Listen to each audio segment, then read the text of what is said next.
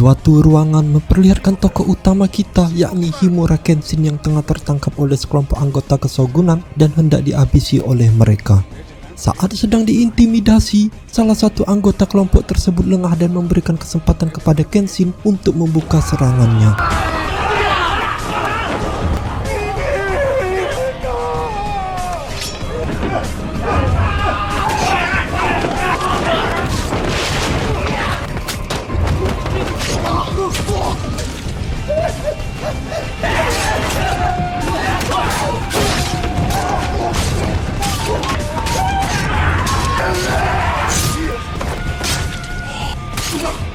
Tak lama kemudian, tempat tersebut yang telah menjadi TKP terlihat didatangi oleh para polisi kesogunan yang disebut Shinigami yang dipimpin oleh seorang samurai bernama Saito Hajime.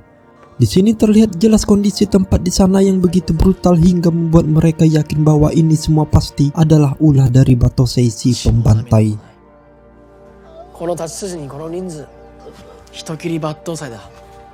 Di suatu malam, terlihat beberapa pemuda dari kelompok Shogun yang sedang merayakan kebahagiaan bersama karena salah satu rekannya di sana hendak untuk menikah. Namun secara tiba-tiba, Kenshin muncul dengan misi menghabisi mereka.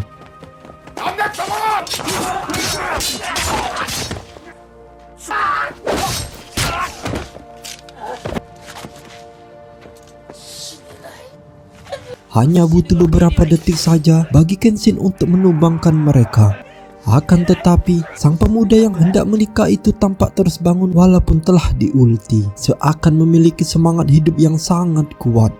Hingga terjadilah serangan terakhir mereka berdua yang membuat pemuda itu akhirnya tumbang. Namun meski begitu, secara tak terduga pria tadi berhasil meninggalkan luka sabetan pada pipi Kenshin. Melihat semangat hidup dari pria tadi, membuat Kenshin berjalan pulang dengan sedikit gangguan pada batinnya. Keesokan harinya, di penginapan tempat kelompoknya bersembunyi, dia bertemu dengan pemimpin dari kelompok Chosu yang bernama Katsura. Di sini Kenshin diperingatkan untuk lebih berhati-hati pada kekuatan polisi Shogun yang bernama Shinsengumi, karena mereka terus bertambah kuat, terutama pada pemimpin Shinigami yang disebut Serigala Wibu yang tak lain adalah Saito Hajime. Cerita pun lalu beralih ke 1 tahun sebelumnya saat Kenshin baru hendak bergabung dengan kelompok pejuang Chosu, di mana Kenshin yang badannya kurang bergizi ini tampak direndahkan oleh 2 orang seniornya yang meminta Kenshin untuk membuktikan kemampuannya. Namun Kenshin di sini berkata kalau ia berpegang teguh untuk tidak mau melawan orang yang akan menjadi kelompoknya sendiri. Melihat kegaduhan kecil di sana, salah seorang pemimpin pejuang lainnya yang bernama Shinasaku kemudian memberikan pedang pada Kenshin dan memintanya agar melawan anggotanya itu. Dan tidak sampai hitungan detik, Kenshin dengan kecepatan tangannya dapat menebas pakaian lawannya hingga mempermalukan orang tersebut. Katsura dan Shinsaku yang kagum akan kemampuan Kenshin lalu bertanya tentang teknik pedang apa yang digunakan olehnya. Kenshin pun berkata bahwa teknik pedang yang digunakannya disebut Hiten Mitsurugi. Mengetahui itu, Katsura pun berkata pada Shinsaku bahwa dia pernah mendengar teknik tersebut yang dikiranya hanyalah sebuah mitos belaka. Yang dengan itu, membuat Katsura akhirnya merekrut Kenshin sebagai seorang pembantai dengan tugas yang sangat penting. Dan dari situlah awal mula Kenshin menjadi Batosei si pembantai. Kisah pun kembali ke masa kini di mana Katsura yang sedang bersantai dengan seorang wanita berkata walaupun setahun ini Kenshin telah menghabisi banyak musuh, namun Kenshin tetap memiliki hati orang baik. Karena setiap Kenshin melakukan kegiatan membantai para musuh, ia seperti selalu merasakan kegelisahan dalam dirinya. Scene kemudian berlanjut di sebuah warung remang, tampak Kenshin yang seperti masih merasa terganggu akan ingatannya tentang si pemuda yang dilawannya beberapa malam lalu. Dan saat hendak menegak saroba Mbak Juminten, tiba-tiba seorang wanita datang dan digoda oleh berandalan yang berada di sana. Para berandalan tersebut sempat ingin berbuat onar, namun untungnya langsung dicegah oleh Kenshin yang kemudian mengusir mereka.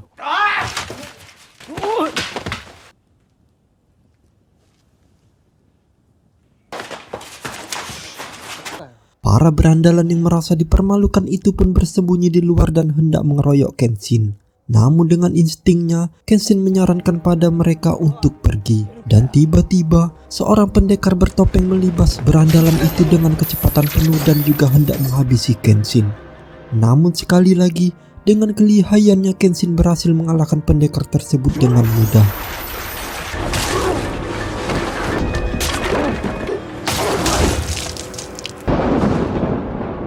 Bersamaan dengan itu, ternyata Nona yang tadi ditolong telah tepat berada di sana dengan maksud ingin berterima kasih.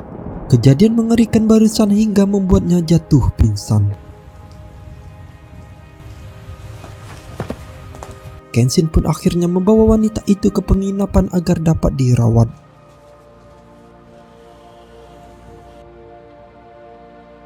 Keesokan harinya, wanita tersebut diminta oleh pemilik tempat penginapan untuk bekerja di sana. Dan akhirnya, wanita itu pun memperkenalkan dirinya sebagai Tomoe Yukishiro.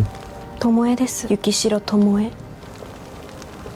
Kecantikan dan keramahan Tomoe membuat orang-orang di sana terkesima dan menganggap bahwa ia dan Kenshin adalah pasangan yang serasi. Hal itu kemudian membuat Kenshin merasa Tomoe akan mengganggu misinya dan meminta Tomoe untuk kembali pulang ke keluarganya. Namun Tomoe berkata bahwa ia sudah tidak memiliki keluarga ataupun tempat untuk pulang. Dan atas hal itulah Kenshin akhirnya mengizinkan Tomoe untuk tinggal di sana. Setelah itu Kenshin bertemu dengan Katsura untuk melaporkan tentang kejadian penyergapan yang semalam dialaminya. Namun Katsura dan anggotanya berkata kalau hanya sedikit orang yang mengetahui tentang identitas Kenshin sebagai Battosai. Dan atas hal itu mereka pun mencurigai kalau pasti ada seorang mata-mata di antara mereka. Hari-hari pun berlalu di mana Kenshin menjalani misinya dan Tomoe juga terus menjalani aktivitasnya di sana. Sampai suatu hari Tomoe memergoki Kenshin yang baru saja pulang menjalani misinya. Dan ia pun bertanya apakah Kenshin akan terus seperti ini tanpa ada akhirnya. Mendengar itu, Kenshin hanya bisa terdiam sambil membasuh tangannya. Di sisi lain, Katsura yang merasa curiga pada Tomoe mengirim seseorang anggotanya yang bernama Isuka untuk terus mengawasi wanita itu. Karena kedatangannya yang tiba-tiba di sana sangat mencurigakan. Dan bahkan salah satu anggotanya mengatakan bahwa kini seorang Kenshin bisa tertidur lelap dengan kehadiran Tomoe yang dimana sebelumnya Kenshin selalu terjaga untuk siap bertempur. Akan tetapi setelah semua penyelidikan dilakukan, mereka sama sekali tidak menemukan bukti yang mencurigakan tentang Tomoe. Di suatu hari, Tomoe mengajak Kenshin pergi ke sebuah festival. Di sana terlihat banyak keluarga yang menikmati festival tersebut. Dan Tomoe pun berkata, lihatlah betapa berharganya keluarga-keluarga itu dengan maksud menyindir Kenshin yang dalam misinya pasti akan mencabut nyawa keluarga seseorang di luar sana. Namun bagi Kenshin, sayangnya tidak ada pilihan lain yang bisa dia lakukan. Karena di sisi lain, banyak juga orang yang membutuhkan perubahan zaman yang di sana sudah tidak ada lagi peperangan. 戦いというものなどが本当にあるのでしょうか。時代を進めるためには誰かが太刀を振らねばならぬ。その誰かが俺だっただけだ。 Film kemudian berpindah memperlihatkan kelompok Shinsengumi yang kini telah mendapat info penting dari seorang anggota Chosu yang mereka interogasi. Didapatkan info bahwa malam itu akan banyak anggota Chosu berkumpul untuk merencanakan pergerakan mereka dan dikabarkan bahwa pemimpin mereka yakni Katsura juga akan berada di sana yang dengan hal itu membuat Shinsengumi hendak menyergap mereka. Isuka yang mengetahui hal itu dengan segera mengabarkan Kenshin dan memintanya agar langsung ke lokasi untuk membantu kelompok Josu dan menyelamatkan Katsura.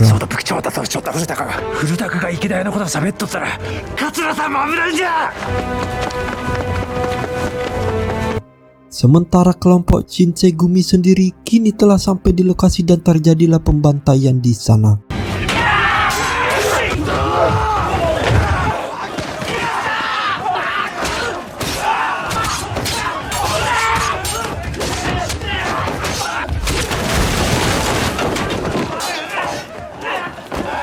Salah satu anggota Chosu yang berhasil kabur dari TKP tampak dengan ketakutan dikejar oleh seorang anggota Shinsengumi yang bernama Soji dan hendak dihabisinya. Namun secara kebetulan Kenshin tiba di sana dan terjadilah perduelan di antara mereka.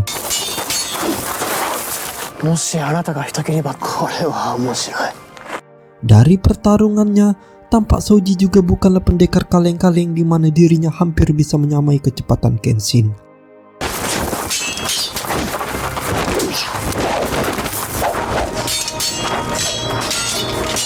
Namun dengan skill di atas rata-ratanya, Kenshin pun akhirnya berhasil memenangkan pertarungan tersebut dan membuat Shoji terluka parah. Beruntungnya tak lama kemudian Hajime juga tiba di sana dan hampirlah terjadi pertarungan terhebat di abad itu. Akan tetapi anggota Chosu keburu datang dan langsung mengabarkan pada Kenshin bahwa Katsura telah berhasil selamat dari penyergapan itu dan memintanya untuk menghindar dari pertarungan tersebut.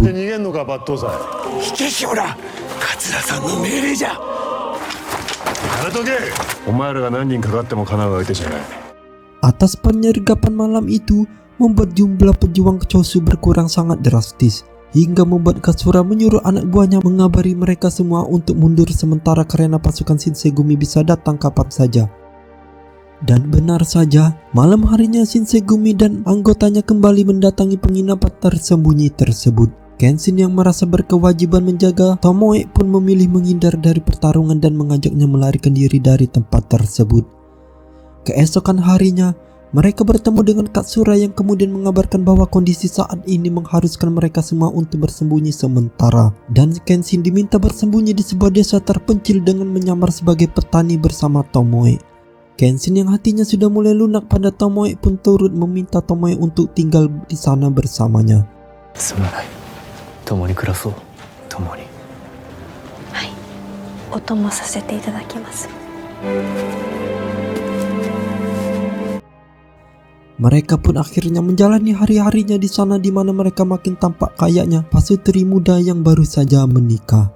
Terlihat jelas juga bahwa Kenshin mulai berubah sebagai insan manusia yang dimana dia akhirnya menyadari bahwa ambisinya selama ini hanyalah kesombongan semata. Dan dia akhirnya menemukan kebahagiaan serta ketenangan hati saat menjalani hidupnya yang sederhana bersama Tomoe.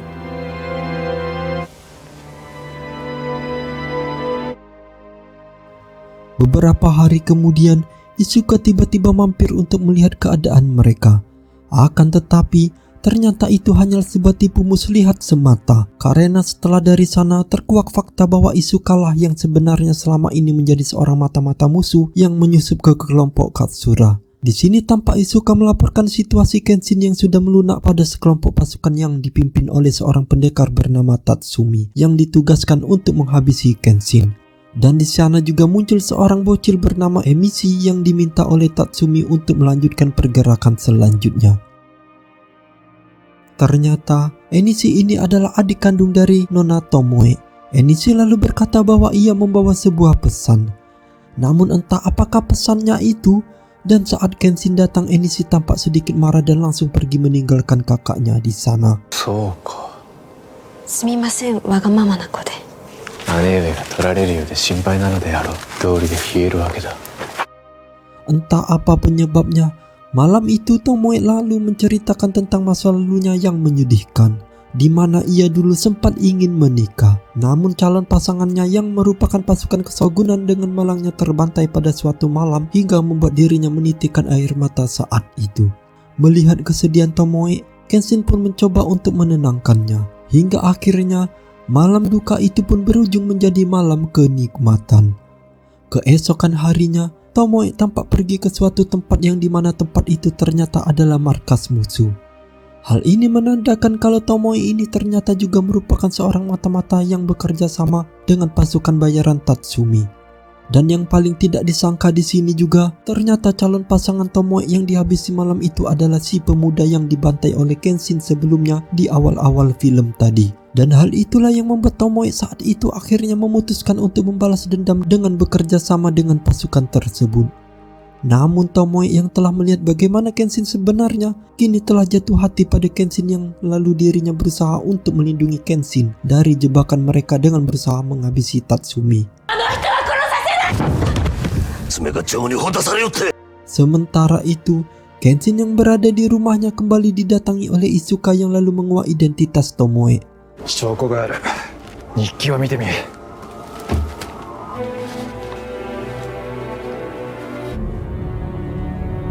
Dia berkata kalau Tomoe ternyata memiliki tujuan untuk menghancurkan batin Kenshin supaya dia gampang diserang. Lalu Isuka melaporkan keberadaan Tomoe dengan maksud supaya Kenshin ke sana dan masuk ke dalam jebakan yang telah disiapkan. Mendengar itu, Kenshin yang hatinya sedang berantakan pun tanpa pikir panjang langsung mendatangi tempat yang dimaksud, yang di sana sudah ada para pasukan menanti dengan jebakannya.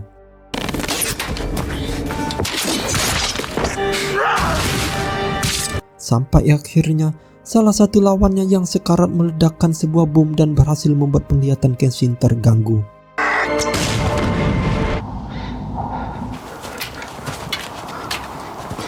Tatsumi yang mendengar keledakan tersebut pun menyadari bahwa anak buahnya berhasil dikalahkan hingga membuat dirinya memutuskan untuk menghadapi Kenshin seorang diri. Meskipun Tomoe berusaha mencegahnya, namun karena ketidakberdayaannya dia malah mendapat bogem panas di perutnya hingga membuatnya tak berdaya. Pertarungan besar pun terjadi di mana Tatsumi memanfaatkan kondisi Kenshin yang terganggu penglihatannya dengan menebas dan mempermainkan Kenshin dengan serangannya.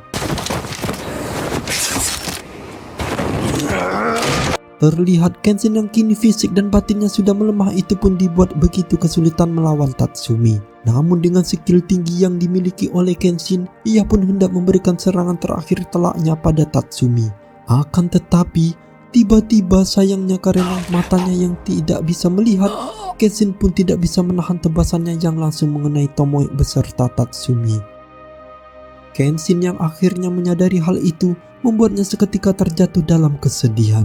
Sementara Tomoe yang sudah di ujung nafas juga menyempatkan untuk meminta maaf pada Kenshin. Dan di saat terakhir Tomoe memilih untuk meninggalkan bekas luka pada pipi Kenshin sebagai bentuk pelampiasan kemarahannya dan mengingat untuk Kenshin agar tidak membrutal-brutal lagi. Keesokan harinya, Kenshin kembali didatangi oleh Katsura yang telah mengetahui bahwa ternyata Izuka lah yang selama ini menjadi biang keladinya. Dengan kondisi Kenshin yang masih berduka, walau dengan berat hati Katsura harus menyampaikan bahwa Chosu sangat membutuhkan kekuatan Kenshin untuk melanjutkan perjuangan mereka. Mendengar itu, Kenshin yang merasa sudah kepalang tanggung atas perjuangannya selama ini pun akhirnya menyetujuinya.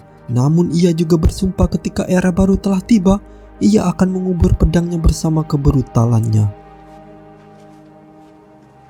Di akhir film, kita diperlihatkan Kenshin yang pamit pada jasad Tomoe dan lalu pergi dengan membakar semua kenangan indah mereka berdua.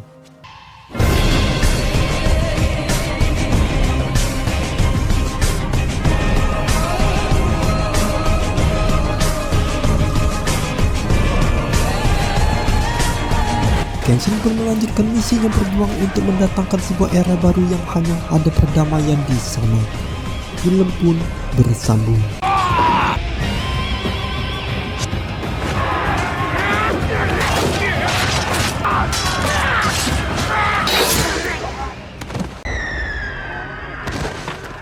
Pada era Meiji atau sekitar abad ke-18 di Jepang, kisah diawali dengan memperlihatkan perang saudara antara dua kubu yang berbeda.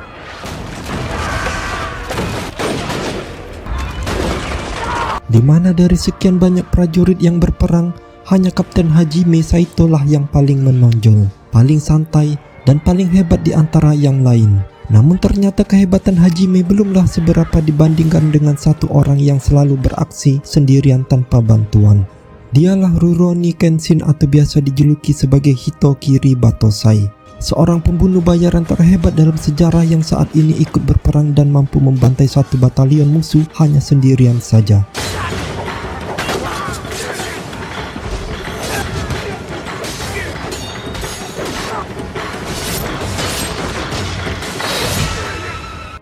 Tak lama bendera pun diangkat sebagai tanda kemenangan akan salah satu kubu yang berarti perang telah usai.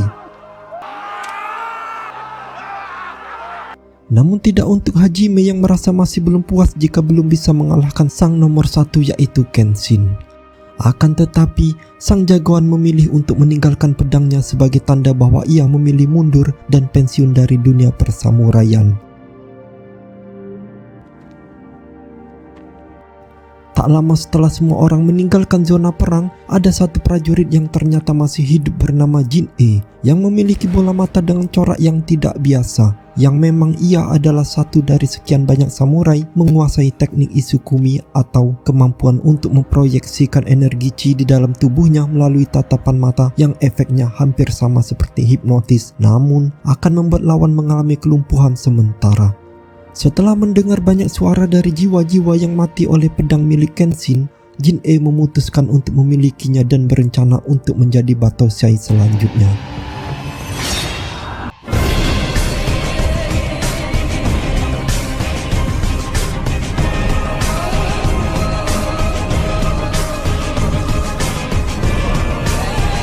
10 tahun sejak perang usai di mana kota ini menjadi maju dan damai, aman sejahtera berkat seorang pemimpin yang memulai era baru sesuai dengan perkembangan zaman pada masa itu.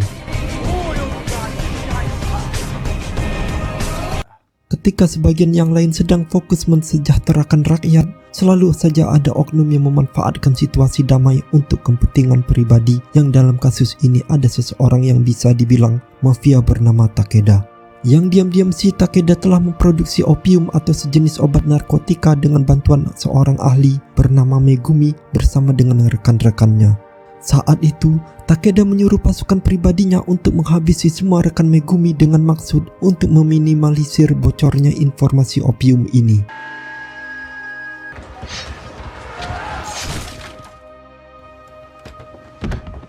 Di mana hanya Megumi lah yang tetap dibiarkan hidup karena hanya dialah satu-satunya orang yang tahu bagaimana cara membuat opiumnya. Sementara satu rekannya berhasil kabur, namun Takeda membiarkannya pergi dan menyuruh satu anak buah spesialnya untuk mengejar dan menghabisi pekerja tersebut. Keesokan paginya, pekerja itu pun ditemukan sudah tewas tergeletak di jalanan dengan sebuah kertas bertulisan Batosai. Hajime yang saat ini menjabat sebagai kepala polisi pun langsung mendatangi kediaman Takeda untuk meminta keterangan terkait kematian satu pekerjanya tersebut. Sebagai seseorang yang merasa berkuasa dan punya banyak uang, si juragan pun menolak bersikap kooperatif, di mana ia justru malah menunjukkan puluhan prajurit pribadinya yang semuanya memiliki latar belakang sama, yaitu samurai. Karena setelah perang berakhir, para samurai ini tidak mendapatkan tempat di masyarakat, sehingga Takeda sengaja menampung mereka semua, termasuk menjadikannya sebagai anak buah setianya. Tak lama setelah Hajime pergi, Takeda langsung mendapat kabar buruk tentang Megumi yang berhasil kabur. Takeda lalu menugaskan satu anak buah spesialnya, yaitu Batosai palsu yang tidak lain adalah Jin-E yang saat ini bekerja untuk Takeda, agar segera menangkap dan membawa Megumi kembali hidup-hidup. Tak membuang waktu, Jin-E langsung mendatangi kantor polisi tempat Megumi bersembunyi, di mana ia yang masih ngaku-ngaku sebagai Batosai pun langsung membantai habis semua petugas polisi tanpa tersisa satupun. Sedangkan Megumi sendiri berhasil kabur melalui jalan belakang.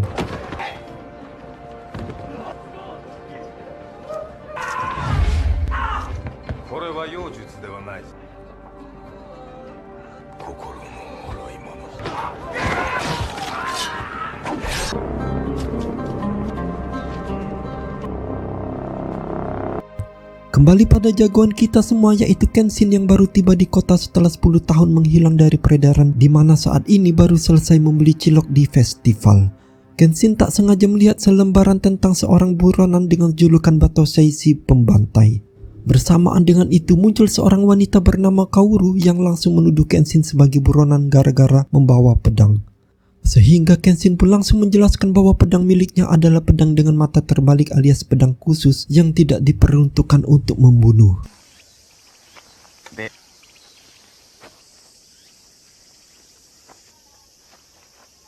Tak lama setelah mereka berdua berpisah, Kaoru secara kebetulan melewati jalan dekat kantor polisi tepat saat Jin-E baru saja selesai menghabis semua petugas. Ternyata ayah Kaoru tewas gara-gara dibunuh oleh Batosai asli. Kaoru pun langsung menantang Jin-E untuk bertarung. Yang tepat saat Kaoru akan dihabisi, tiba-tiba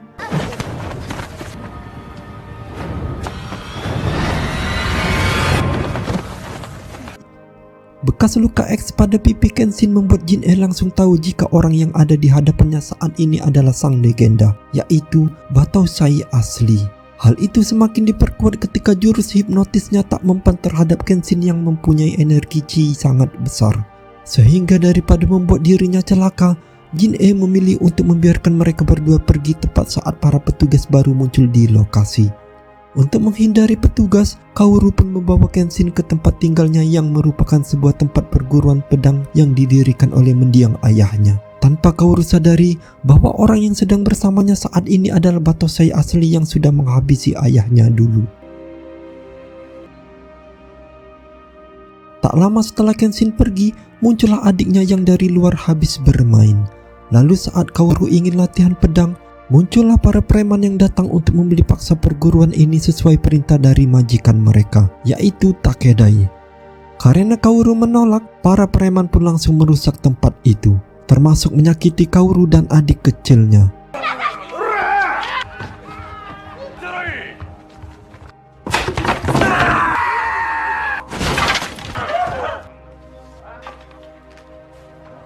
Dan saat itu, para preman termasuk Kaoru pun sempat terkejut oleh kemunculan Kenshin yang datang seorang diri meminta dengan sopan dan santun agar mereka segera pergi. Namun karena para preman menolak, Kenshin terpaksa harus menggunakan tangan kosongnya untuk menghadapi mereka semua.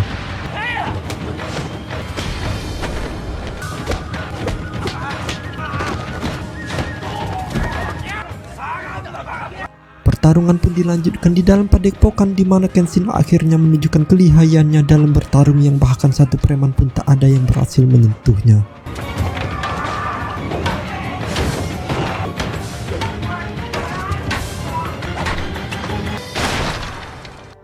Karena mereka masih keras kepala, Kenshin terpaksa mengeluarkan pedang mata terbaliknya sembari mengungkapkan jati diri yang sesungguhnya.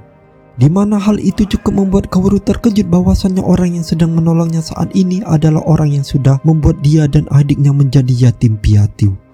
Namun setelah melihat sosok Kenshin yang sudah berubah, Kaoru tidak mengikuti hawa nafsunya untuk membalas dendam atas semua perbuatannya di masa lalu.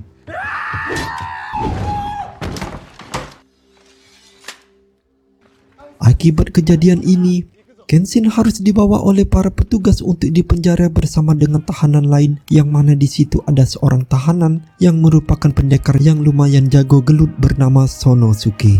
Yang tiba-tiba saat itu Hajime memanggil Kenshin dengan nama Batosai.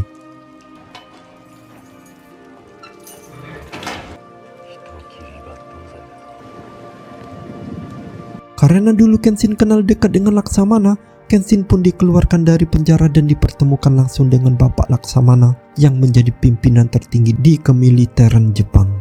10 tahun tidak berjumpa, Laksamana cukup terkejut saat mendengar Kenshin sudah pensiun dan jadi warga biasa. Karena dengan kemampuan luar biasa yang dimilikinya, Kenshin harusnya bisa menjadi seseorang yang sangat disegani atau setidaknya punya peran penting di kemiliteran. Tujuan Laksamana menemui Kenshin adalah berkaitan dengan kabar mengenai maraknya peredaran opium di kota ini. Sehingga demi meningkatkan keamanan, Laksamana ingin meminta Kenshin agar mau meminjamkan kekuatannya sekali lagi untuk memberantas kejahatan. Namun meski Laksamana sudah memohon bahkan menawarinya sebuah jabatan, Kenshin tetap pada pendiriannya untuk tidak akan pernah membunuh lagi. Sehingga Hajime yang kesal pun langsung menantang Kenshin bertarung dan berhasil melukai pundaknya hingga berdarah.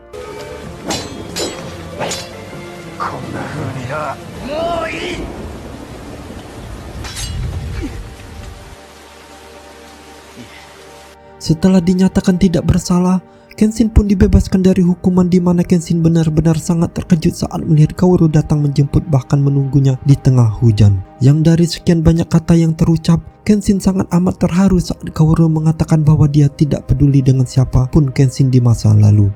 Yang terpenting sekarang, Kenshin sudah bertobat dan harus tetap menjadi orang baru yang lebih baik. Di saat bersamaan, Megumi terlihat masih dalam pelariannya hingga tak sengaja bertemu dengan adiknya Kaoru yang dengan baik hatinya mau membawanya ke padepokan. Setibanya di padepokan, Kenshin, Kaoru, dan Megumi pun akhirnya berkenalan satu sama lain di mana mereka memutuskan untuk tinggal bersama dan saling menjaga satu sama lain. Kaoru kemudian memberikan pakaian samurai baru bekas mendiang ayahnya untuk dipakai Kenshin sebagai simbol dari kehidupan barunya. Suatu malam, Kenshin dan kawan-kawan pun makan di sebuah restoran tepat saat muncul Takedai mencari seseorang yang katanya sudah mengalahkan seluruh preman hanya seorang diri. Di mana Takedai yang merasa bisa membeli segala sesuatu pun mencoba mengajak Kenshin untuk menjadi salah satu pengawalnya. Tetapi Kenshin sama sekali tidak tertarik dengan uang dan dengan sopan menolak tawaran tersebut.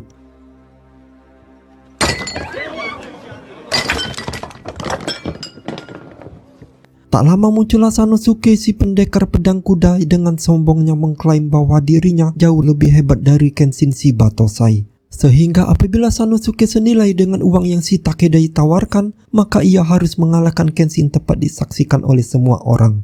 Himura Batosai-san yo.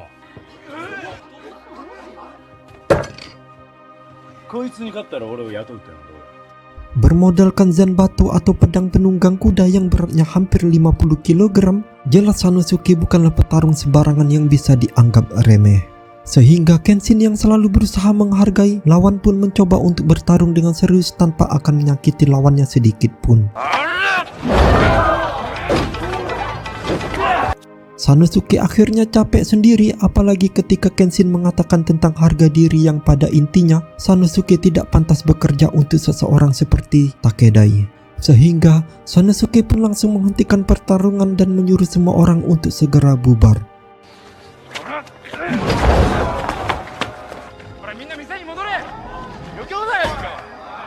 Beberapa waktu berlalu, muncullah wabah penyakit yang membuat banyak warga mengalami demam tinggi setelah meminum air dari dalam sumur yang sama. Di mana Megumi yang sudah tahu seberapa licik Takedai pun langsung bisa menebak jika ini adalah ulahnya demi bisa mengambil alih padepokan dan semua tanah di wilayah ini. Sanosuke yang juga tinggal di kampung ini pun tak sengaja bertemu dengan Kenshin dan mau tidak mau harus mengesampingkan egonya dulu. Karena Megumi bergelut di dunia medis dan obat-obatan, ia pun langsung menyuruh Kenshin dan kawan-kawan agar segera mengumpulkan bahan-bahan yang diperlukan untuk mengobati semua warga yang sakit. Beberapa jam kemudian, kondisi warga akhirnya berangsur pulih berkat kecekatan Megumi dalam mengambil tindakan tepat. Di saat Megumi dan Kenshin sedang duduk berdua, Megumi akhirnya jujur bahwa dia adalah mantan pembuat opiumnya Takedai. Sehingga demi keselamatan semua warga, Megumi bermaksud untuk menyerahkan diri kepada Takedai sekaligus membujuknya agar mau menghentikan semua teror ini.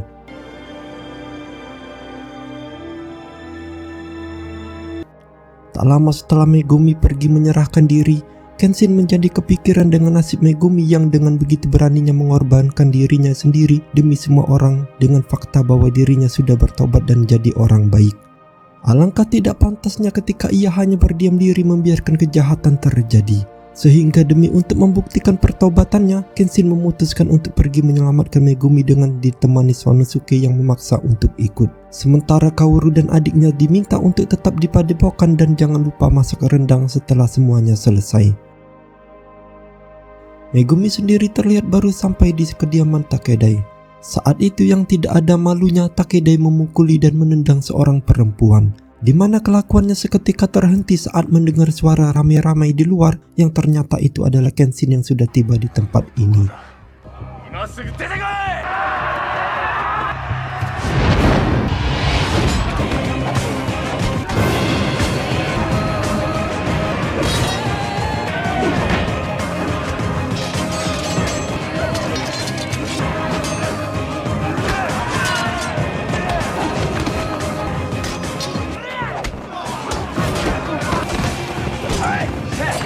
Takedai lalu melemparkan uangnya agar para samurai bangkit kembali dan segera menghabisi Kenshin.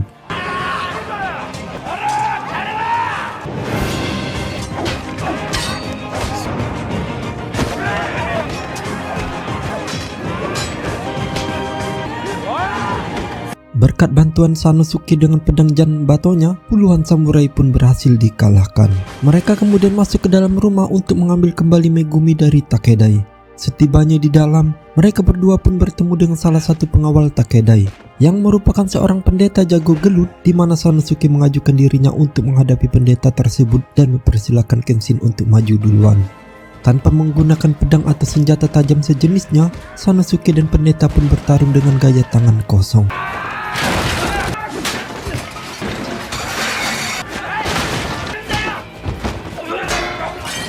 Karena terlalu banyak buang waktu, Sanosuke pun mengerahkan sisa energinya untuk bertarung dan menggunakan bantingan untuk mengalahkan si pendeta. Kembali ke Kenshin yang harus menghadapi samurai bertopeng yang selalu memakai topeng untuk menutupi luka bakar pada wajahnya. Di mana samurai bernama Gin ini pun merupakan satu-satunya samurai yang menggunakan alat modern sebagai senjata bertarungnya.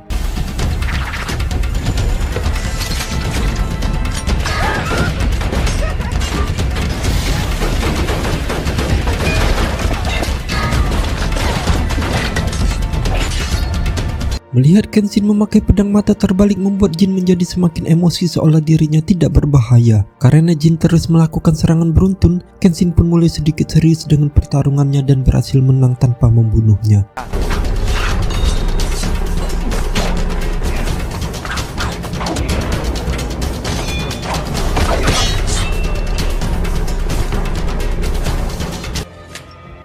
Setelah Sanosuke muncul, mereka berdua pun langsung naik ke lantai selanjutnya yang tepat saat mereka akan masuk ke ruang Takeda. Tiba-tiba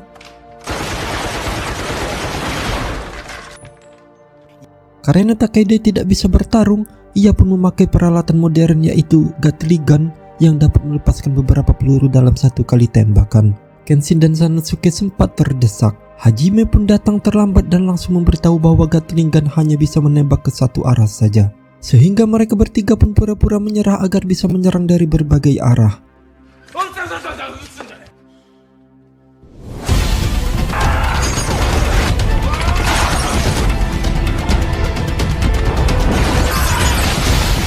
Takeda akhirnya kena mental setelah Kenshin mengacukan pedangnya tepat di depan matanya.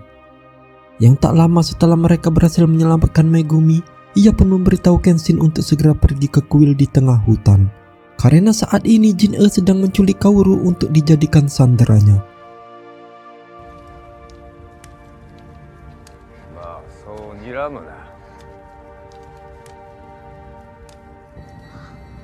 Setibanya di kuil tengah hutan, Jin-E terlihat sudah menunggu kedatangan Kenshin yang memang sudah lama. Jin-E menantikan momen seperti ini. Karena ketika seseorang sudah menjadi yang nomor satu dan tak terkalahkan, maka akan banyak sekali musuh yang berusaha menantangnya. Yang dalam kasus ini, Jin-E yang juga ingin menjadi orang pertama yang berhasil mengalahkan sang Batosai. Sehingga tanpa buang waktu, Jin-E langsung menyerangnya.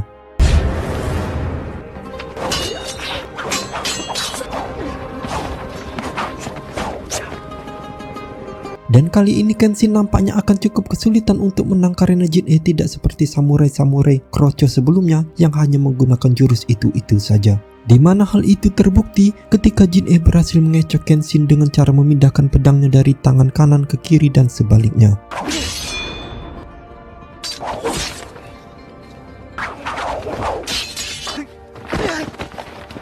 Jin-E menganggap Kenshin tidak serius bertarung. Jin-E pun menggunakan teknik hipnotisnya untuk membuat Kaoru mengalami sesak napas dan akan mati dalam waktu 2 menit. Di mana satu-satunya cara untuk mematahkan jutsu atau teknik tersebut adalah dengan menghabisi pengguna jutsu itu sendiri. Sehingga secara tidak langsung, Jin-E memaksa Kenshin untuk menjadi Batosai seperti dulu lagi dengan maksud agar niat taubatnya gagal dan tidak menjadi pribadi yang lebih baik.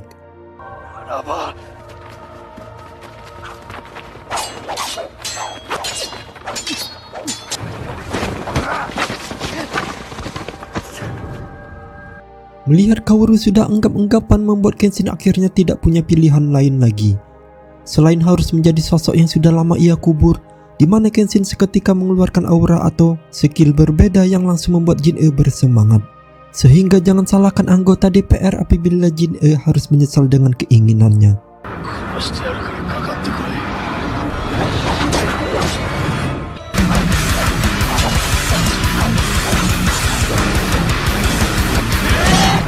Tepat saat Kenshin akan menghabisinya, Kaoru tiba-tiba berteriak pertanda ia sudah pulih dari jutsu tersebut berkat kekuatan hatinya yang tidak ingin melihat Kenshin menjadi seperti dulu lagi.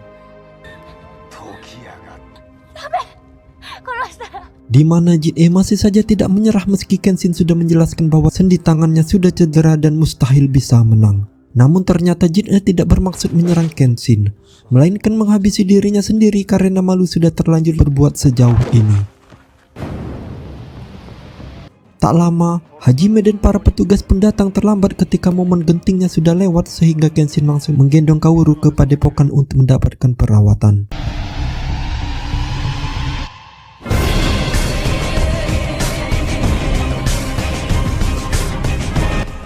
Setelah Takeda ditangkap dan para samurai dicabut izin pedangnya, Kaworu, Megumi, Sanosuke, dan Kenshin pun bisa hidup tenang dengan akan menjadi keluarga baru dan akan menghidupkan kembali padepokan tersebut. Dan film pun bersambung. Melanjutkan kisah Himura Batosai yang pertama. Cerita masih berlatar pada tahun 1878-an, ketika pasukan polisi yang dipimpin oleh seorang kapten bernama Kapten Hajime sedang melakukan penangkapan terhadap buronan pembunuh, di mana penangkapan ini berakhir dengan bencana ketika satu persatu dari mereka dibantai dengan sangat keji.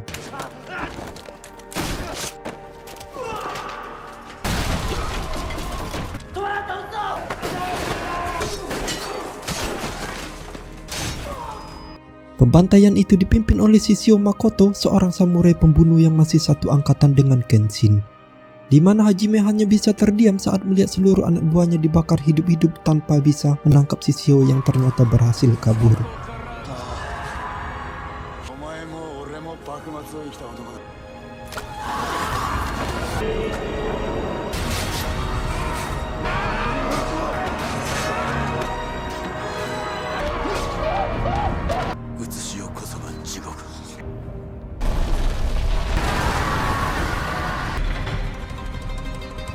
Dan kisah masih akan berfokus pada Kenshin Himura, seorang legenda yang sangat-sangat terkenal bahkan setelah 10 tahun pensiun dari profesinya.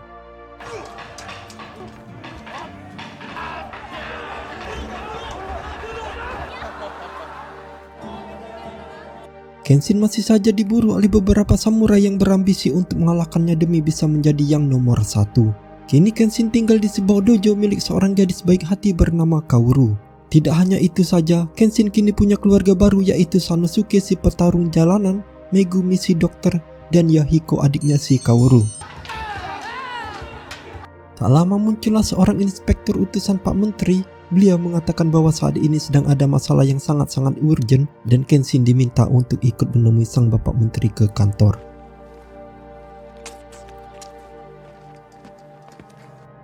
Sesampainya di kantor, Pak Menteri yang langsung menjelaskan terkait masalah yang sangat-sangat urgent yaitu tentang seorang pembunuh yang masih satu angkatan dengan Kenshin.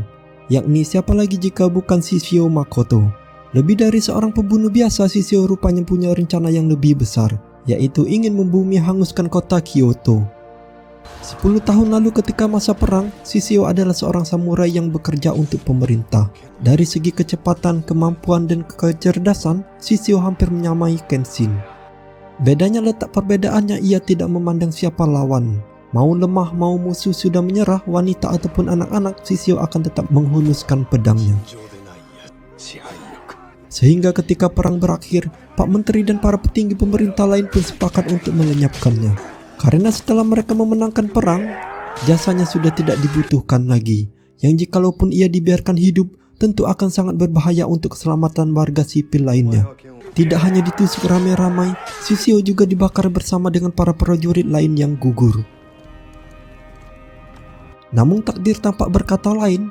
Salju turun lebih cepat yang membuat apinya padam dan luar biasanya Shishio masih bertahan hidup dengan tubuh yang dipenuhi luka bakar. 10 tahun Kenshin menghilang dalam pertobatannya.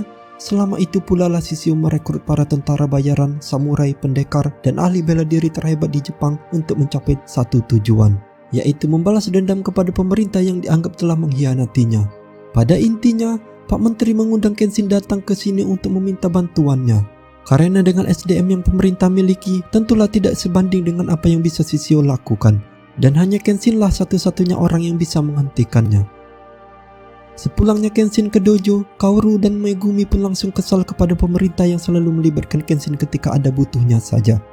Di mana Kenshin sendiri tampak masih berpikir karena ini menyangkut keamanan negara termasuk keselamatan warga di kota Kyoto. Beralih ke Pak Menteri yang sedang dalam perjalanan menuju pabrik gula, di mana salah satu anak buah Shishio bernama Sajiro pun tampak berlari dengan sangat lincah dan berhasil menghabisi Pak Menteri di dalam keretanya.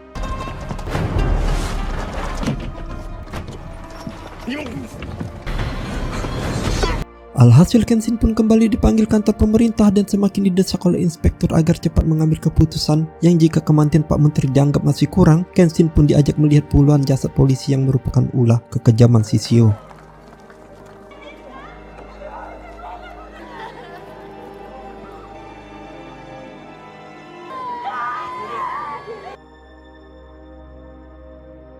Pada akhirnya, Kenshin pun setuju untuk pergi ke Kyoto demi menghentikan aksi Shishio. Di mana Kaworu yang sebenarnya keberatan pun tak bisa apa-apa karena itu adalah pilihan Kenshin sendiri.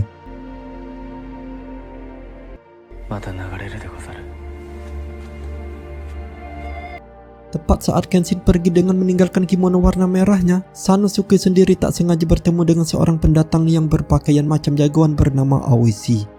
Ia mengaku jauh-jauh datang dari Kyoto rupanya adalah untuk mencari sosok Kenshin dan berambisi untuk mengalahkannya agar bisa menjadi yang terkuat dan nomor 1. Melihat sikap Aoishi yang sok jagoan dan tidak tahu adab sopan santun, Sanosuke pun menantangnya berduel dan inilah yang terjadi.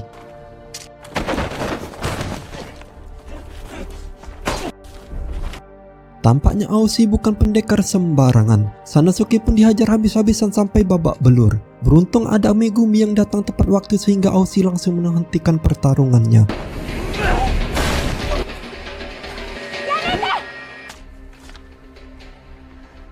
Kembali ke Kenshin yang masih sedang melakukan perjalanan dengan pakaian pengembaranya. Di mana saat ia sedang istirahat dan mengambil air di sungai, muncullah seorang wanita bernama Misao yang mencuri pedang milik Kenshin dan langsung kabur saat menyadari dirinya ketahuan.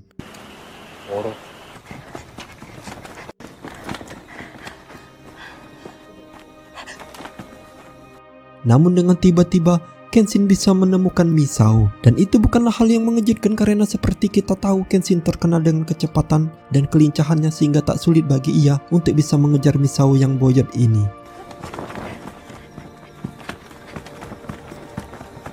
Entah siapa Misao dan apa tujuannya, tetapi Kenshin berhasil mengambil kembali pedangnya dan sempat terjadi sedikit pertarungan yang tidak terlalu serius sampai akhirnya muncul seorang anak kecil dan petugas polisi yang terluka parah. Mengaku bahwa desa mereka baru saja dibakar oleh sekelompok orang tak dikenal.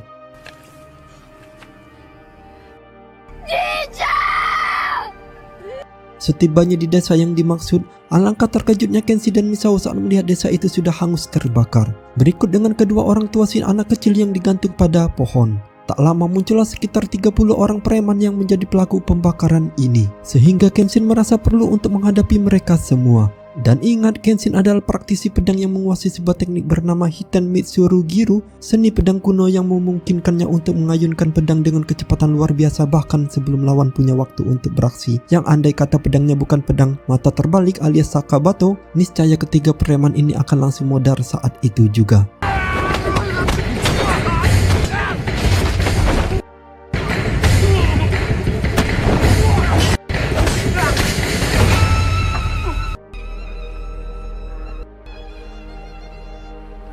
Tak lama muncullah Sajiro yang datang untuk membawa Kenshin menemui majikannya yang setibanya di lokasi pemandian air panas. Kita akhirnya akan melihat pertemuan pertama kali antara Kenshin dan Shishio. Sama-sama ahli pedang hebat, sama-sama pernah membunuh banyak orang. Bedanya Kenshin sudah tobat sedangkan Shishio masih terus melakukannya sehingga sudah jelas mana yang suhu, mana yang junior.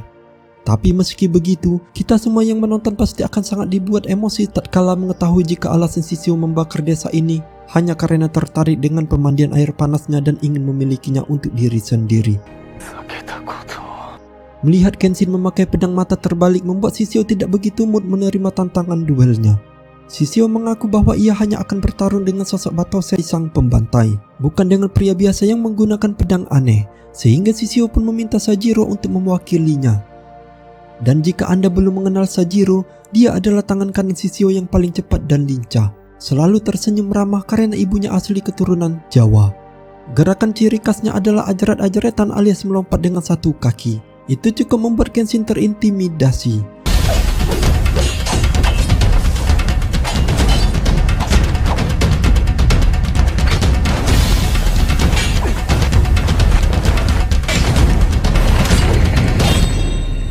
Pertarungan itu membuat mata pedang terbalik Kenshin pun akhirnya patah oleh seorang bocah yang suka nyengir itu. Yang karena tidak seru bertarung tanpa pedang, Sajiro pun pergi begitu saja tanpa menyelesaikan pertarungannya. Singkat cerita, Kenshin akhirnya tiba di kota Kyoto yang cukup ramai dan dipenuhi banyak orang sampai akhirnya muncul lagi si Misao yang menyeret Kenshin untuk ikut bersamanya.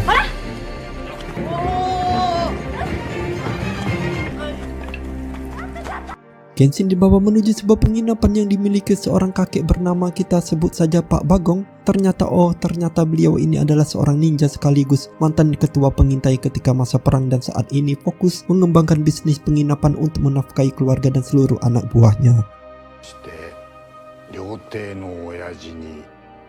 Dari sekian banyak anak buahnya yang sudah pensiun, ada satu murid terbaiknya yang masih terjebak dalam masa lalu, yaitu Aoishi. Semasa perang, ia kehilangan seluruh anak buahnya.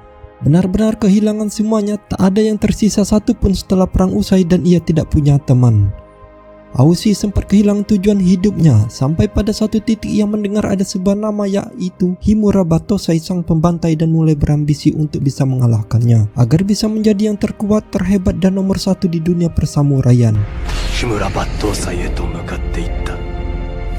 Keesokannya, Kenshin pergi ke salah satu kediaman sang pembuat pedang terbaik di Jepang, termasuk orang yang juga sudah membuatnya pedang mata terbalik. Maksud hati ingin meminta dibuatkan pedang lagi, Kenshin tampaknya harus pasrah tak kala anak si pembuat pedang yang bernama Samsul mengatakan jika ayahnya sudah lama meninggal dunia sehingga mau bagaimana lagi, Kenshin tidak bisa berbuat apa-apa kecuali pulang dengan tangan kosong.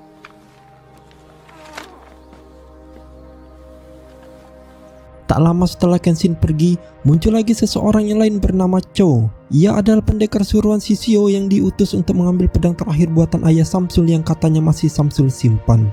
Yang karena Samsul bersikeras tidak mengakuinya, Cho pun menyandra anaknya yang masih kecil sehingga Samsul dan istri pun meminta tolong kepada Kenshin agar diselamatkan anak mereka.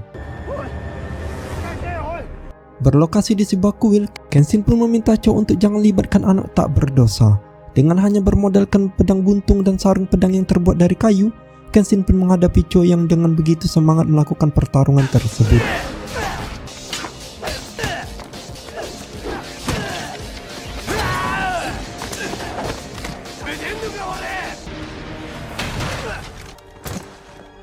Jelas saja Cho bukan tandingan seorang Kenshin, sangat jauh sekali levelnya.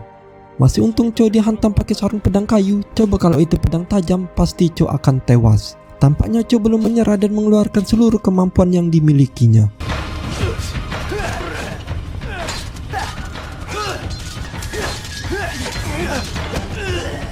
Kenshin sempat terkena tendangan yang membuatnya terlempar. Melihat Kenshin kesulitan karena tidak punya pedang dan pengorbanannya mempertaruhkan nyawa demi sang anak, membuat Samsul akhirnya simpati dan segera pulang ke rumah untuk mengambil sesuatu yang tidak lain adalah pedang terakhir buatan ayahnya.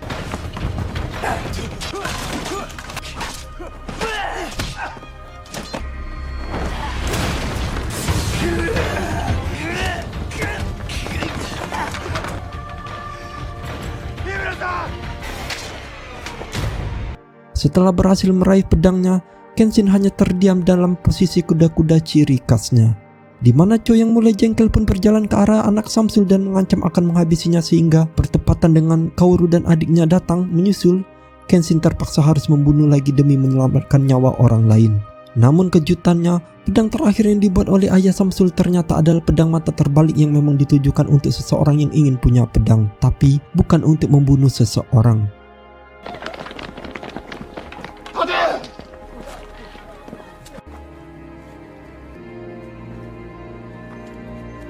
Beralih ke Shishio yang sudah siap menyerang kota Kyoto, di mana ia juga sudah merekrut sekitar 10 pendekar terhebat dari seluruh penjuru Jepang agar rencana bisa berjalan lancar.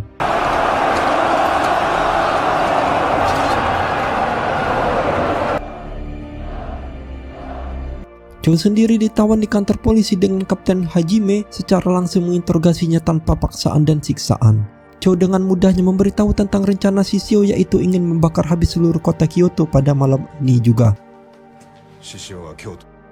Kenshin yang mendengar hal itu pun sempat curiga jika ada hal lain yang sedang Shishio rencanakan karena tidak mungkin Cho dengan begitu mudah memberitahu rencana sang majikan. Tetapi Kapten Hajime menegaskan bahwa ia mengaku sudah bertemu dengan berbagai macam penjahat dan terkadang mereka terbiasa berbicara apapun yang mereka inginkan meskipun itu mengkhianati majikannya. Tanpa membuang waktu, Kapten Hajime dan seluruh polisi pun langsung bersiap. termasuk si tetua dan anak buahnya yang bersedia ikut kerjasama melindungi kota tempat tinggal mereka yang tepat saat anak buahnya sudah bergabung dengan para polisi dan yang lainnya. Tetua sendiri harus dialihkan perhatiannya oleh kemunculan si Ausi yang baru pulang. Sebenarnya agak beban dan merepotkan Ausi muncul di situasi genting seperti ini.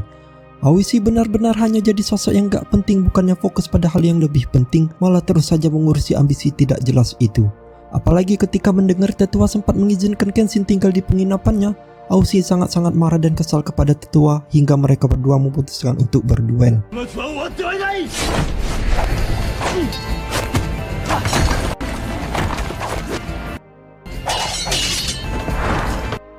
Karena mereka dari basic ninja, tetua pun sempat berkamuflase di balik pintu. Namun Ausi dengan cepat menyadari hal itu dan tetua akhirnya tumbang kalah oleh murid terbaiknya sendiri tepat saat Misao baru tiba di sana.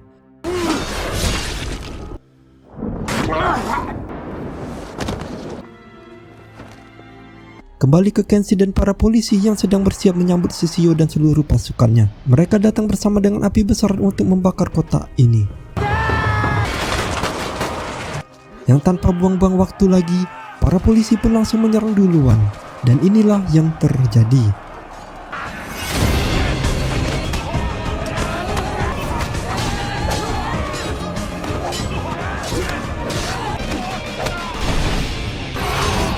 Tak hanya Kenshin, Kapten Hajime, Sanosuke dan para polisi, Kaoru dan adik pun ikut berkontribusi dengan memperkuat posisi pertahanan dari bagian belakang dari semua orang yang bertarung.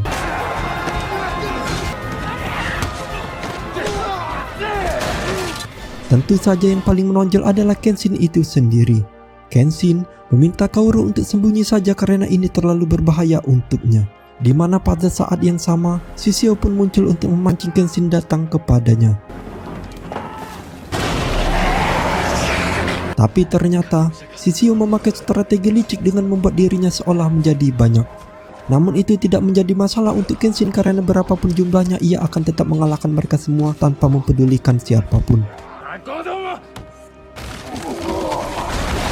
Pada akhirnya, mereka semua pun menang dan berhasil mengalahkan seluruh anak buah Shishio yang tanpa sepengetahuan Kenshin, Sajiro berhasil menculik Kaoru yang sedang sendirian. Di saat yang sama, Kenshin mulai sadar jika ini semua terlalu mudah. Menurut pengalamannya, setiap musuh yang ia lawan pasti memiliki rencana terselubung yang lebih besar. Dan benar saja, setelah melihat peta, Kenshin akhirnya sadar jika Shishio tidak hanya mengincar kota Kyoto, melainkan mengincar sesuatu yang lebih besar, yaitu seluruh negara Jepang. Dimulai dengan menargetkan kota Tokyo sebagai titik awal pembumi hangusan. Melihat Kaoru dibawa oleh Sajiro, Kenshin dengan cepat melakukan pengejaran dan tepat saat kapal besar Shishio akan berlayar, Kenshin dengan cepat turun dari kudanya dan loncat ke atas kapal yang untuk kedua kalinya, Kenshin akhirnya bertemu lagi dengan Shishio dan seluruh pendekar terbaiknya yang sengaja disimpan untuk nanti menyerang kota Tokyo. Melihat Kaoru jadi tawanan, Kenshin pun mendadak jadi lemah dan jauh dari kesan seorang Battosai. Hal itu membuat Shishio menjadi kesal karena yang ia inginkan adalah sosok Battosai si pembantai. Sehingga, untuk memunculkan jiwa-jiwa pembunuh dalam diri Kenshin, Shishio pun menyuruh anak buahnya untuk melempar Kaoru ke laut. Kenshin pun langsung maju ke arah Shishio tapi dicegat oleh 10 pendekar terhebat di mana Kenshin sempat adu pedang dengan Shishio sebentar sampai akhirnya ia pun loncat ke laut demi untuk menyelamatkan nyawa Kaoru. Keesokan paginya, Kenshin ditemukan terdampar di pinggir pantai sampai akhirnya muncul seorang nelayan yang menolongnya. Entah siapa nelayan ini, tetapi dari raut wajahnya ia jelas bukan orang sembarangan dan tampak seperti sudah mengenal Kenshin sebelumnya. Diceritakan pada masa kecil Kenshin ketika pertama kali bertemu dengan gurunya yaitu Seiji Rohiko. Beliau melihat potensi besar dalam diri Kenshin dan memutuskan untuk menjadikannya murid, di mana saat guru bertanya siapa nama Kenshin, Anda mungkin akan terkejut saat mengetahui jika nama asli jagoan kita semua ternyata adalah Shinta. Jauh dari kesan sangar dan agak heran juga Shinta atau Shinto. Sehingga guru Hiko pun merubah namanya menjadi Kenshin.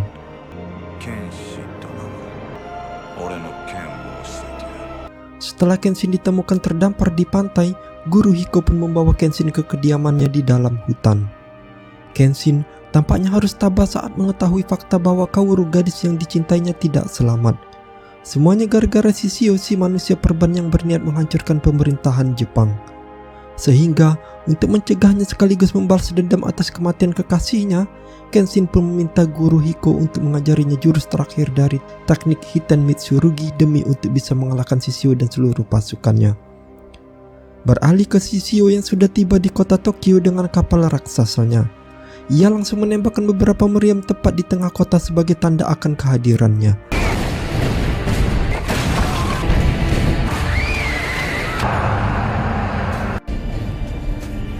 Kembali ke Kenshin yang sudah mulai berlatih dengan guru Hiko.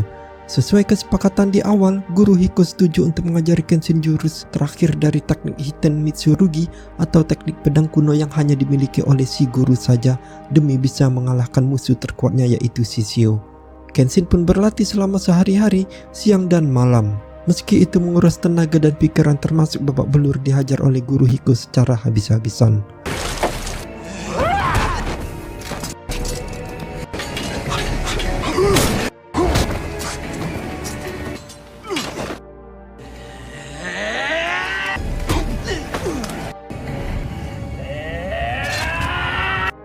Pada hari ketiga latihannya, Kenshin terlihat berada di sebuah lokasi yang merupakan Ryū Aoi.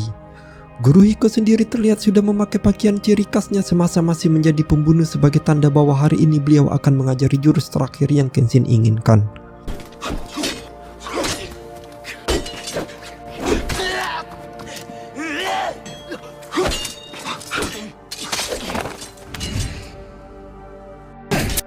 Faktanya, jurus terakhir dari teknik Mitsurugi bukanlah gerakan khusus ataupun teknik rahasia yang bisa dipelajari dari buku.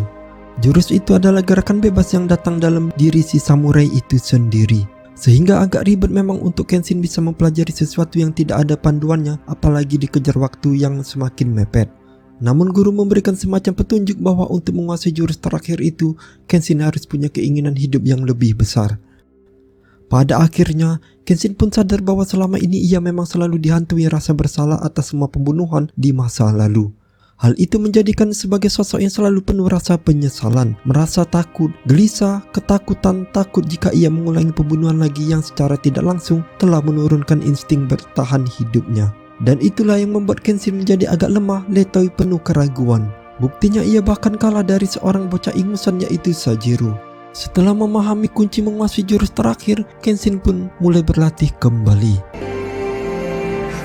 Film pun kembali ke kapal Shishio. Beberapa anak buahnya berhasil menangkap seseorang nelayan yang diduga sempat melihat seorang pria dengan kas luka menyilang di pipinya. Sehingga Shishio akhirnya sadar jika Kenshin masih hidup menggagalkan rencananya.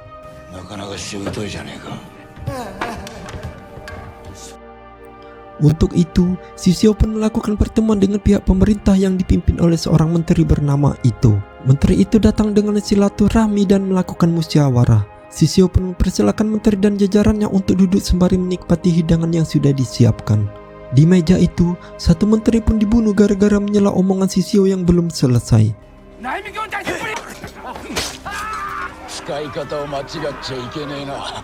Di mana menteri itu dan jajaran yang ketakutan pun mencoba untuk tetap tenang. Karena semakin mereka beraksi berlebihan, hal itu justru akan membuat Shishio semakin brutal. Shishio pun menceritakan tentang kesengsaraannya yang sudah dikhianati oleh pemerintah ketika butuh mereka.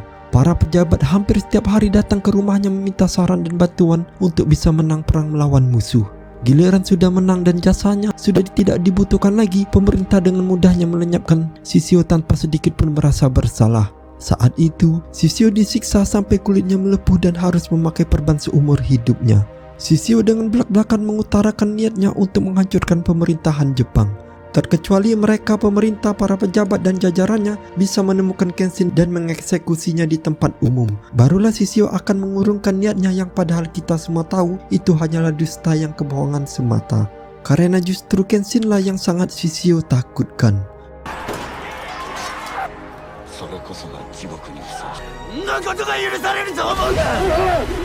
Dengan cepat, pemerintah pun menyatakan Kenshin sebagai buronan paling dicari. Hal itu sempat mendapatkan pertentangan dari Kapten Hajime yang berkata, Kenshin jelas-jelas sudah berjasa membantu pemerintah menang. Perang 10 tahun lalu juga berhasil membantu pihak kepolisian menangkap Jin-e di film pertamanya. Sekarang pemerintah tanpa punya malu menjadikan Kenshin sebagai buronan hanya untuk kepentingan mereka sendiri. Sementara itu, Sanosuke yang masih berada di penginapan si tetua yang setelah menyadari Kenshin masih hidup berdasarkan selembaran yang disebarkan pemerintah. Mereka juga baru mendapat informasi terkait Kaoru yang ternyata masih hidup dan saat ini sedang dirawat di rumah sakit.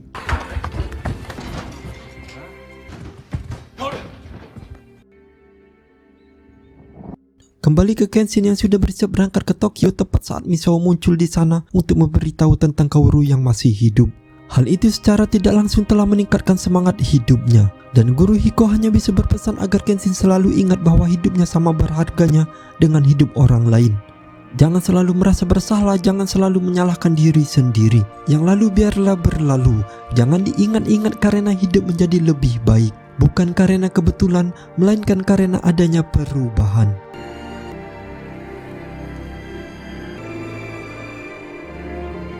Misao langsung membawa Kenshin ke penginapan yang ternyata Sanosuke, Yahiko, dan Kaoru sudah lebih dulu berangkat ke Tokyo. Sehingga tanpa buang waktu, Kenshin pun akan langsung berangkat menyusul mereka. Baru saja akan berangkat, muncullah Ausi yang lagi-lagi bikin repot dan menantang Kenshin untuk bertarung. Sehingga Kenshin pun langsung menerima tantangannya dengan ciri khasnya, yaitu pedang pendek dan pedang panjang.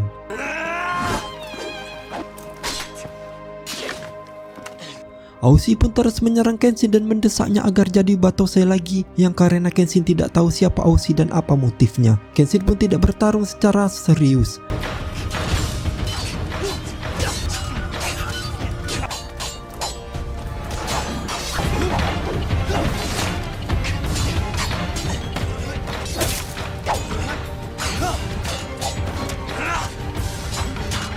Tepat saat Kenshin tersungkur, Misao tiba-tiba datang, nimbrung dengan melempar pisau dari belakang dan membuat Ausi harus melakukan kekerasan terhadap perempuan. Melihat Ausi tega menyakiti seorang perempuan yang notabene adalah mantan kekasihnya, Kenshin pun jadi punya sedikit motivasi atau semangat untuk melakukan pertarungan yang jika Ausi memang mau dikalahkan maka Kenshin akan memberikannya.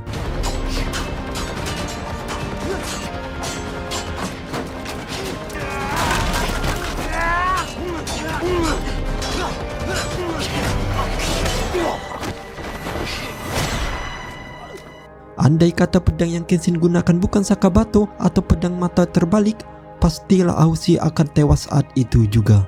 Karena ia masih bersikeras ingin menjadi yang nomor satu, Kenshin pun merasa perlu untuk menyadarkannya sekaligus memberikannya pelajaran penting yang tak terlupakan.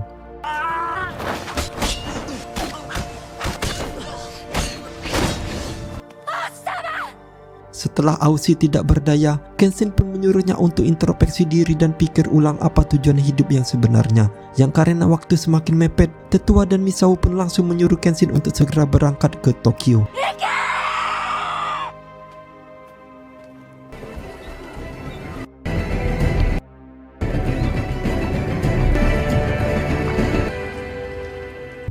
Setibanya di Tokyo, lebih tepatnya dojo Kaoru, ternyata di sana hanya ada Meguri yang sesaat setelah Kenshin mengganti pakaian dengan pakaian dinas ciri khasnya, muncullah beberapa polisi yang datang untuk menangkapnya. Kenshin mencoba melakukan sedikit perlawanan, namun karena mereka semua adalah keroco, Kenshin hanya sedikit menghunuskan pedangnya dan pada akhirnya memilih untuk menyerahkan diri.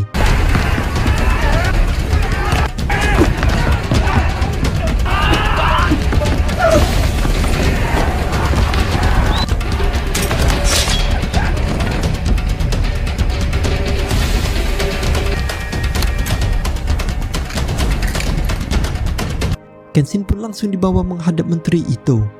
Alih-alih ditangkap untuk mengeksekusi sesuai permintaan Shishio, menteri justru punya rencana lain yang lebih masuk akal, yaitu akan membuat Kenshin berada di cukup dekat dengan Shishio dengan harapan Kenshin bisa dapat mampu mengalahkannya.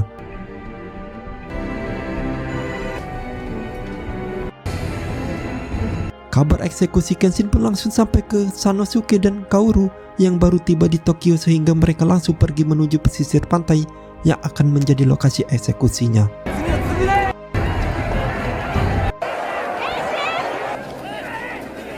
Tak seperti yang diharapkan, Shishio ternyata tidak hadir di sana, melainkan menunggu di dalam kapal. Namun eksekusi harus tetap dijalankan sebagai bagian dari prosedur. Inspektur mulai membacakan nama-nama para korban yang sudah Kenshin bunuh, yang hal itu tentu saja membuat Kenshin semakin merasa bersalah atas semua kesalahannya di masa lalu. Selesai membaca nama-nama para korban, Sang Alegojo langsung membasuh katananya yang ketika eksekusi akan dilakukan, tiba-tiba semua ini hanyalah settingan untuk bisa mendapatkan Shishio yang karena target yang dimaksud tidak ada di sana.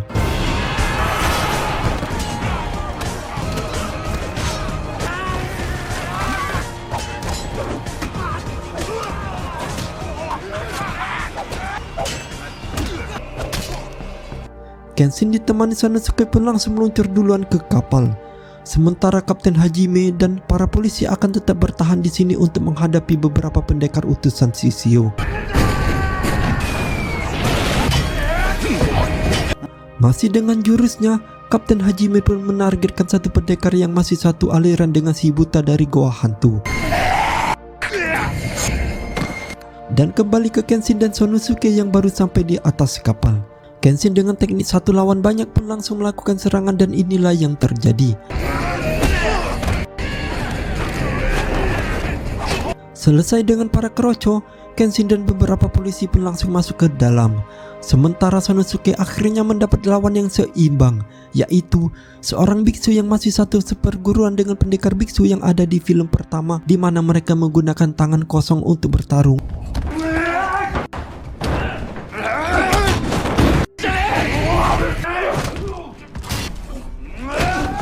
Sehingga Sanosuke benar-benar babak belur setelah mendapat pukulan beruntun dari si biksu. Namun sebagian petarung jalanan yang memang terbiasa gelut dengan gaya bebas, Sanosuke pun menargetkan kantong menyan si biksu hingga ia teler tidak berdaya.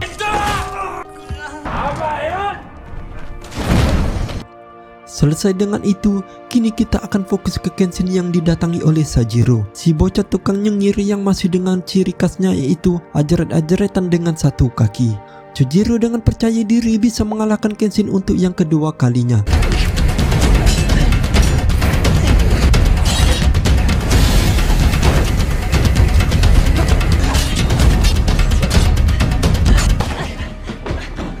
Tetapi Kenshin menyerang satu kaki Sajiro yang membuatnya tidak bisa ajaret-ajaretan lagi. Hal itu membuatnya sangat stres, termasuk sudah tidak bisa nyengir lagi seperti sebelum-sebelumnya.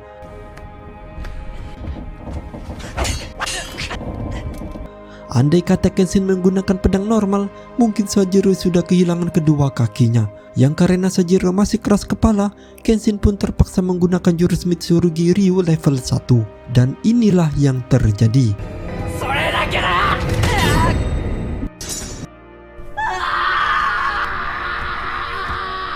Selesai dengan Sajiro, kini Kenshin akan menghadapi Shishio yang menyambutnya dengan tembakan dari senjata mesin, di mana Shishio menyuruh ajudannya untuk berhenti dan memutuskan untuk melakukan duel dengan Kenshin yang merupakan seniornya sendiri.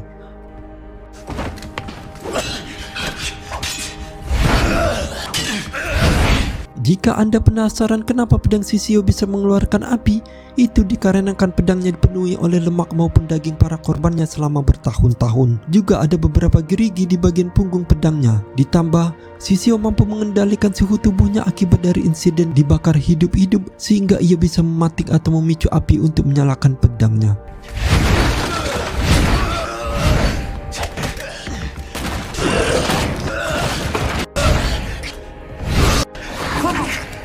Shishio pun memakai jurus bocil yaitu menggigit yang membuat Kenshin menjadi lengah dan tersukur, di mana Kapten Hajime yang baru tiba di kapal pun langsung turun tangan untuk membantu Kenshin mengalahkan Shishio.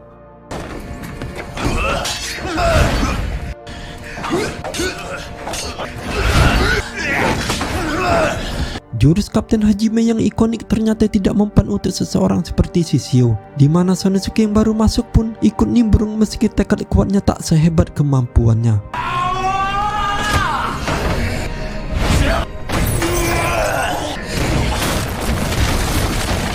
Hanya butuh 30 detik saja untuk Shishio mengalahkan dua orang yang bisa dibilang paling jago di wilayahnya itu.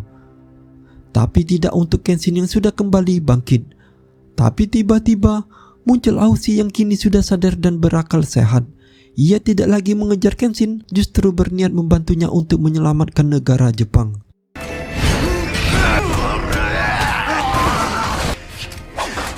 Dengan kekuatan kolaborasi, mereka berempat pun bersama-sama melawan, lebih tepatnya mengeroyok Shishio yang hanya seorang diri. Saking kuatnya, mereka bahkan tak mampu untuk hanya sekedar membuatnya berdarah, dan justru malah Kenshin dan kawan-kawan lah yang harus babak belur oleh si manusia perban ini.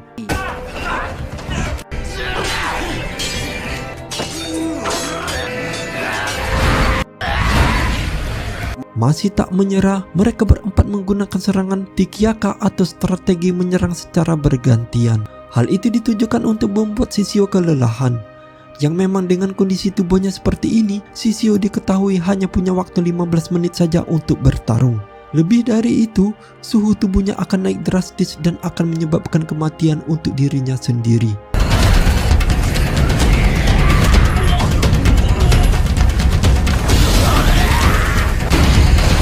Meski dengan tubuh yang mulai melemah, Shishio masih bisa membuat Hajime, Sanosuke dan Aushi terkapar sampai tak bisa berdiri lagi.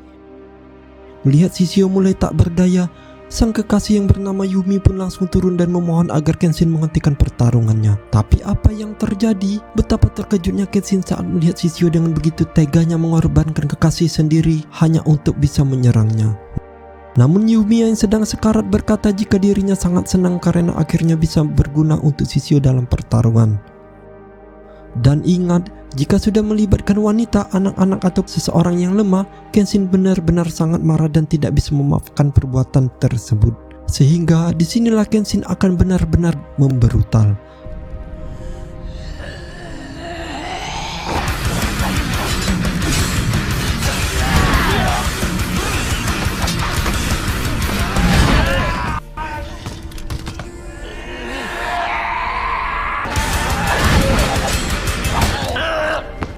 Masih tak mau tumbang, Kenshin terpaksa akan menggunakan jurus terakhir dari teknik Mitsurugi. Seperti yang dikatakan Guru Hiko, jurus terakhir ini adalah jurus yang tidak terpaku pada gerakan tertentu. Itu membutuhkan insting dari samurai itu sendiri sehingga Kenshin mulai memasang kuda-kudanya. Dan inilah yang terjadi.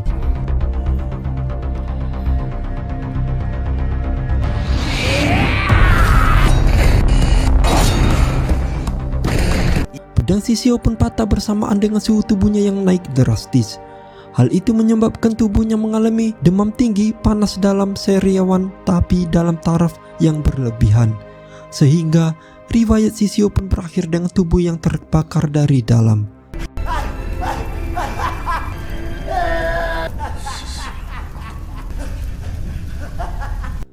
Selesai dengan Shishio, Kenshin dan kawan-kawan pun langsung kembali ke daratan. Di situ sudah ada menteri Ito dan pasukan yang menyambut mereka dengan bangga, termasuk memberi hormat kepada Kenshin dan seluruh samurai yang sudah mempertaruhkan nyawa mereka untuk negara Jepang ini.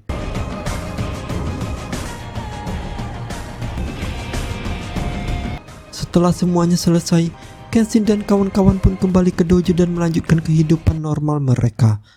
Di mana Kenshin sendiri akhirnya menyatakan cintanya kepada Kaoru secara tidak langsung dan melanjutkan hubungan mereka ke jenjang yang lebih serius.